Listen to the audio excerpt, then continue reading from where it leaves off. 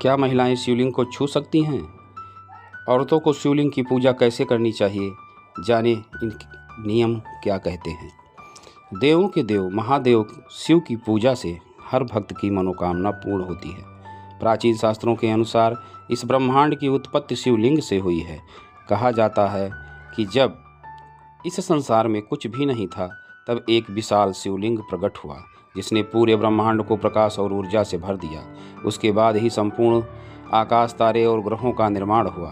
धार्मिक शास्त्रों के अनुसार शिवलिंग की सबसे पहली पूजा ब्रह्मदेव और विष्णु जी ने की थी, और सबसे पहला व्रत माता आदि शक्ति दुर्गा, लक्ष्मी और सरस्वती ने रखा था।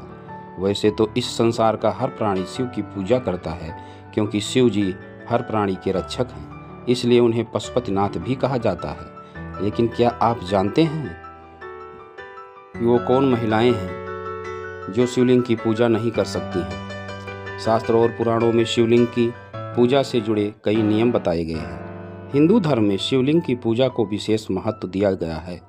मान्यता है कि शिवलिंग की पूजा करने से भक्त की सभी मनोकामनाएं पूर्ण होती हैं और मनचाहा फल प्राप्त होता है। मान्यता है कि अविवाहित महिलाओं के अलावा विवाहित महिलाओं द्वारा शिवलिंग को छूने से माता पार्वती नाराज हो सकती हैं, जिसके कारण ही पूजा का विपरीत परिणाम भी हो सकता है।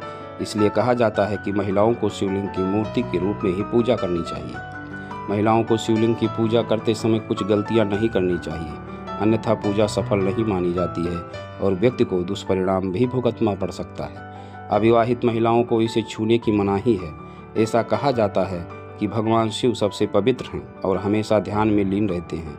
भगवान शंकर के ध्यान के दौरान इस बात का ध्यान रखा जाता है कि कोई देवी देवता या अप्सरा भगवान के ध्यान में विघ्न न डाले। इसलिए कुंवारी लड़कियों को शिवलिंग को छूने से मना किया जाता है। भगवान शिव की तपस्या में विघ्न डालना अनुचित माना जाता है, इसलिए शास्त्रों में अविवाहित महिलाओं को शिवलिंग को छूने से मना किया गया है।